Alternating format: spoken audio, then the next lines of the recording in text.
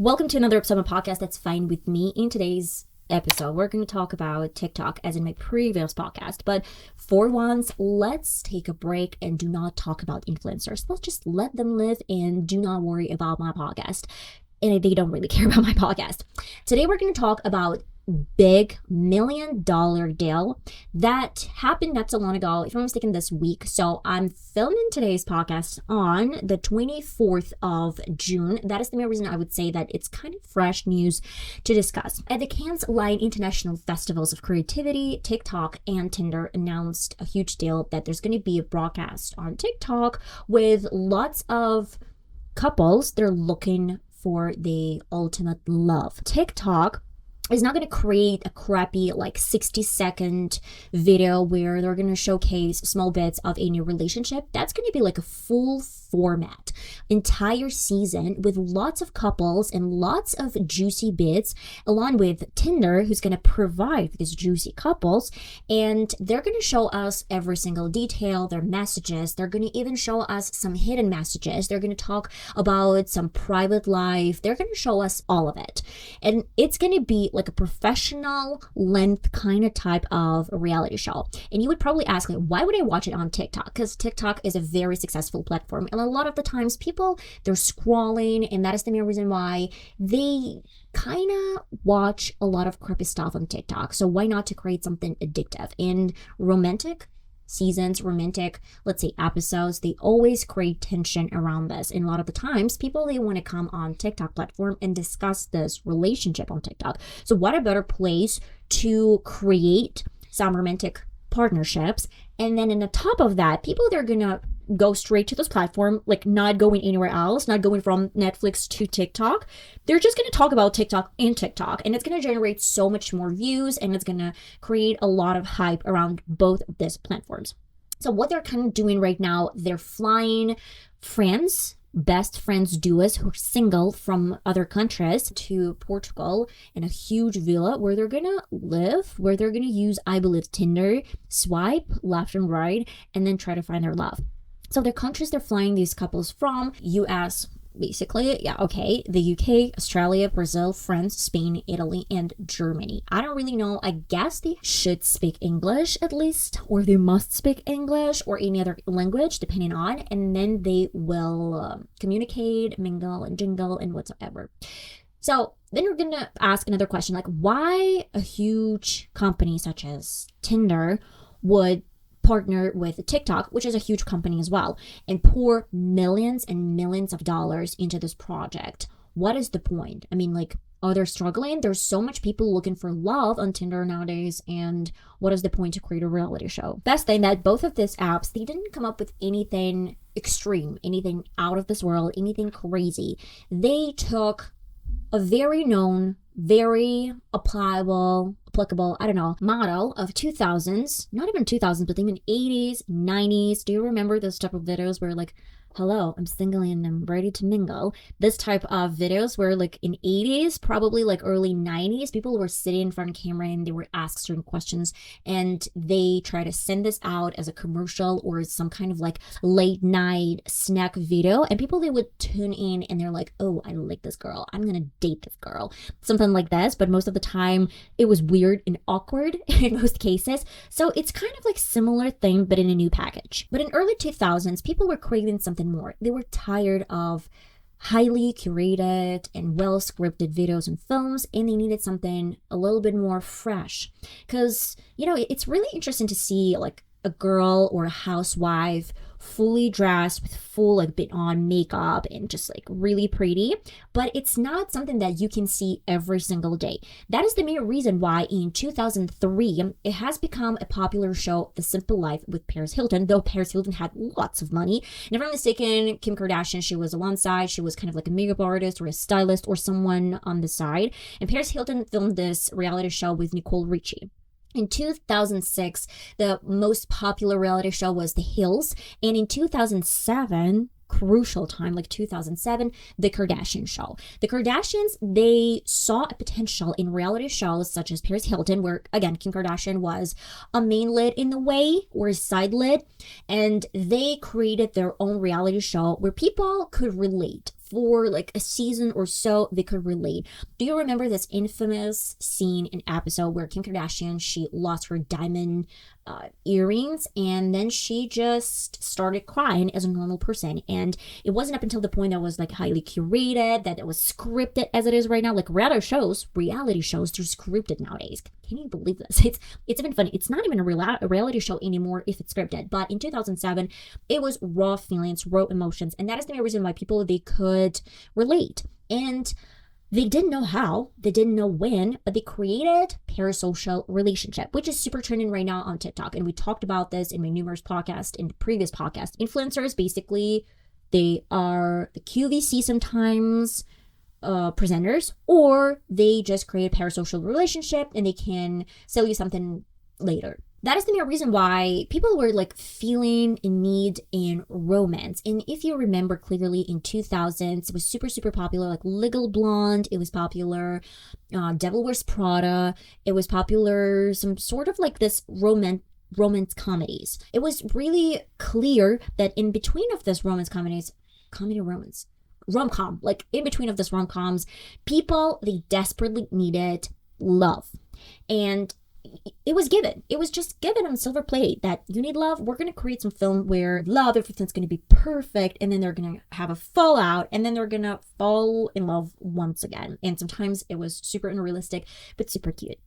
And most likely in this type of films, the underdog, or someone who has no power whatsoever, was getting this power, was becoming successful, was in love with someone, and most likely it was a girl or woman that fell in love with a rich guy, with a J-Lo, if you remember, Maid, if I'm not mistaken, and then she fell in love with like a politician or someone, and then they got married, and like boom, beautiful, crazy, interesting. So what we can see in reality shows, Kim Kardashian, who was basically a no one, she has become one of the most iconic people in Hollywood. And people, they really loved their show because it was unfiltered up until like Kardashian's season 20. But let's move forward to a modern day. Like when we can talk about Hollywood today, people are so tired of Marvel, like superheroes. People are so tired of this, again, curated reality shows, that they like started craving something a little bit more unique. First, I'm going to tell you guys, in 2019 or 2020, I don't remember the exact dates, but Netflix, they launched Love is Blind, and I was into the first and even second season, and I do really think that they created something unique. But for now, in 2026, it's more about like they have how many seasons and how many countries, and it's more about hype. Like right now, people go there not to find their true love, but to find hype, which we can see in the divorce rate after the show. Most likely they don't really have a lot of super successful couples today. But let's pivot a little bit into a different direction with Tinder. What is happening with Tinder today? In 2012, 630 million people, they downloaded the app, and they even generated over 100 billion matches, which is insane. But right now, people, they're not even tired of this kind of like swiping. It's more about addictive behavior today. And again, early the app had a need, and it filled this need and void for people, and they even tried and they even found real connection on these apps. Today's platform is dying out, and even Tinder, they acknowledge the problem that people are not so interested in finding real love. They're more addicted to this swiping left and right. They even use it for some hookups today, but they're just like, everyone is not great for anyone. And I remember I did a podcast about love, and a psychologist, or at least a person who was studying love in particular, what is love, basically she mentioned that you cannot choose a proper partner if you stay on the platform longer than 10 or 15 minutes. Like 10 or 20 swipes, that's it. Then your brain turns off. The same thing as a TikTok. When you scroll over and over again, your brain just gets in a state where you can't critically think. And that is the main reason why Tinder has this issue where people, they may be swiping and they're staying on the platform, but they're not actively choosing a partner. And Tinder, they even created like double arch in their app where you can try to find or swipe with your best friend. What it's telling me, at least for now, is that people, they're still craving some communication. They're craving someone along the line. While you're looking for a partner, you need to discuss this. Like, what do you think about this guy? What do you think about this girl? They try to share their links. They try to share their profiles. And today I see a lot of the times people on TikTok or Instagram, they're literally complaining that there's a girl that has 20 or even 30 dates. And some girls, they're even charging like, congratulations, you are in like top 3 dates. Now you have to pay like $75 to have another date with me, and I'm super busy, so I need to move on. That's not the way, love should be operated. It's like an instant connection. And it's really hard to find connection. It's really hard to find romance when you're swiping, you're not critically thinking. And the fact of attraction, when you see this person on photo, this photo can be taken like 20 or 30 years ago, or even 5 years ago, and this person might look absolutely different from like the reality that they're living together. And the girl, she might be super photogenic, but when you meet her in reality, she's like an average for you. Not for everyone, but like for you in particular. Or she's like he's highlighting the best features or whatever, and in reality it's not that deep. That is the main reason why the Tinder is facing this huge problem with Gen Z as well, when they try to make people use Tinder, but people are like, I'm so tired, I'm exhausted swiping, I'm exhausted from this endless dates that are not resolving my issue. I still can't find a real connection with a person. Not every single person, of course. There's so many exceptions. There's so many couples that fell in love and they live happily ever after, such as Alex and John from their podcast, Alex and John. Give It To Me Straight. Give It To Me Straight. So they found each other through app. That is the main reason why. Probably worked a couple of years ago, but at the moment, people are more choosy, picky, and they're not just critically thinking. Now, let's talk about the QVC show. In my previous podcast, if you haven't checked this out, check this out. I talked about QVC, I talked about home shopping, and I talked about influencers. That is a really nice podcast. Honestly, I'm super proud of this podcast. But okay, let's move on. The difference right now is that TikTok and Tinder, as I mentioned this earlier, they did not create anything crazy, unique, and specifically new. They took the reality show model of 2000s, maybe early 90s, late 90s, and they apply this to like their modern reality. What it really means, it means that TikTok is gonna become a new QVC. It's gonna become a new MTV show where a lot of the times it was addictive. I remember when it was probably like 15, 16, I don't remember, but I was watching MTV and it was Next. The show was called Next, where a couple of like girls or guys, they were sitting in the bus and there was a guy or a girl dating some of them, and if they instantly hated someone, there was like next, and if someone liked, they went on a date, and then they like right at the end of the day, they were like, do you really want to take all the money and leave me, or you would probably go on a second date with me? That is the main reason why I'd say that's really, really similar to an MTV show. But at the same time, what is the main difference?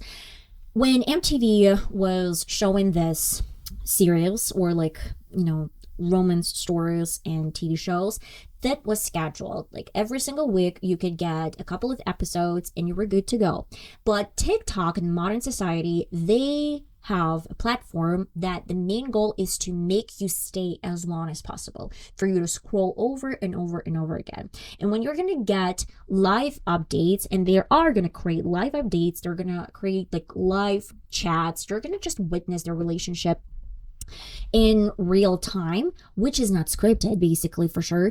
But you're gonna stay on this platform for as long as it is possible, because you're gonna be more than interested in what is gonna be next, and you're gonna be afraid to miss this out. Of course, there are gonna be people such as like vloggers or TikTokers. They're gonna try to review this and pour more information in TikTok, and then you're gonna watch this TikTokers, and then you're gonna watch this Tinder show, like sort of Love Island or something like this, and you're going to stay for a long period of time on this platform. What is the conclusion of it all? The conclusion is pretty simple and basic. If you try to see this from a perspective of like the owner of TikTok or Tinder, this is such a great idea. Because people, they are craving love, they're craving communication, and they crave gossip. And that is the main reason why Tinder is going to provide couples. It's going to provide, I guess, people that need this communication, love, or someone who needs to hype and someone who wants to be popular. And then TikTok is going to make them famous. TikTok is going to give you enough content to discuss, to gossip. And of course, there are going to be a lot of, in most of reality shows, there are going to be a lot of speculation. There are going to be a lot of questionable situations and also rage bait. When you try to break down rage baiting, and TikTok in particular, they live in on this. They're thriving on rage bait. That is the main reason why most of the time when you will watch some of these couples evolving, or maybe someone is cheating, or maybe someone is like getting their message not so clearly, there are going to be comments in live streams, and people that are just like going to be in their apps. They're just like, oh, did you see this? Did you see that? I don't really understand how he could do this to her, or how she could do this to him, or maybe like there are going to be some gay couples. I don't really know how it's going to be shown in general, but what I can tell you guys, it's nothing in today's world is unique, because we've probably done it all. I really would love to see someone unique and not really boring, because you can tell right now Legal Blonde has a reboot or like some series. I'm going to be watching this new series, by the way. I'm really into Legal Blonde. I really love this nostalgia. I mean, like, people, they crave nostalgia, they crave romance. And though I'd say TikTok, YouTube, Instagram, or any other platforms, they do have one really cool idea in mind, that you can create community around someone or around certain idea. You can communicate, talk, but like at the end of the day, when you get out of your phone and you see a reality around you, you know that it's not real. It's literally fake. You can communicate with people, but you don't really know these people. You don't know if it's a true person. And you might, communicate perfectly well while you're staying on this app, but in reality, you're alone. And in reality, people, they try to go on dates and to feel like they can bond. And that is the main reason why Tinder is failing at the moment. Not even failing, but losing their people. And maybe that is the main reason why they came up with this brilliant idea and created like new kind of stuff with the TikTok. You know what I see from this whole thing? I feel like that's a great and really cool idea for TikTok. And I do really think that TikTok is going to tremendously benefit from this idea. But as for Tinder, I'm not really sure. People, they love gossiping and they love talking shit about others, like behind their backs. Like, hello. But I'm not saying anything like mean. But at the same time, it doesn't solve an issue. Like, I can see how people are going to communicate and their couples are going to build around certain things on this app, but how it's going to solve my issue. I think that with the concept in mind that people are going to be like, oh, they could find some relationship, some love through Tinder, because I would say that they're going to be like pretty aggressive commercial of Tinder through TikTok because they have a partnership. But at the same time, you're like, okay, maybe I should check out Tinder. Though I know that most likely Gen Z and some millennials, I don't really think Alpha is still like qualified for this yet. They are looking for a couple or a new person through apps. That is the main reason why like it's something like it's not super unique. I mean, yeah, people, they just need someone to talk to. They like need someone to hold, hug, talk, kiss, even hookups. I mean, like, right now, look at the OnlyFans. People, they even have sex with some generated version of a woman, or just like a woman that is sitting on camera and showing her titties. But at the same time, this is not a real person. It's really cool that social media has this reach, but at the same time, it divided people and made them lonely. It is what it is, unfortunately. But you can build your own life, and you can just like walk out of your house, meet people, talk to them, enjoy your life, and just probably single to mingle. But I still have a question. Are we moving as a digital society, or is just the same thing as in 2000s, but in a little bit different packaging? And we're going to get tired eventually of this model, as we did from early 2000s. We had the split where like up until 2007, people were like in rom-coms and reality shows. And then around 2008, with the first Marvel movie, Iron Man, if I'm not mistaken, people were like, it's different, it's fresh, it's cool. So we had a new, like almost a decade of Marvel films where I personally have no idea who is who right now. What is a superhero? Who died? Who didn't die? Like, what is all about this? I don't really mind watching Marvel films, but I just want to get something more. I mean, like, something spicy, something fresh. I'm about to watch The Cell of 2000s with Jennifer Lopez. I'm still Jennifer from the club. Okay, and that is the reason, like, I'm craving something old. I'm craving nostalgia. I'm craving some real script, some real lines. But I need your opinion. I do really need your opinion. What do you think about TikTok and Tinder merge? Are you going to be watching this shows, like, or show or season, whatever they're going to create? I'm pretty much sure that it's going to be like a huge success, in my opinion. But it's still not going to resolve an issue with loneliness, and it's still not going to resolve an issue with like Tinder problem for losing people that are actively looking for couples. I don't know. Let me know your thoughts, guys. I love you all so much. I'm happy we're not trashing anyone today. I'm happy we're not talking about someone today. We're just, communicating, we're interacting, we're like thinking, we're getting back critical thinking, which I'm super, super happy about. Like, I love you guys. I love that you're living your comments. I really love your thoughts and the way you form your ideas. It's so cool and it's really interesting. And I need more of you guys. I need more of you telling me your thoughts. I love you all so much. And I'm going to see you in my next podcast. Till next time. Bye-bye.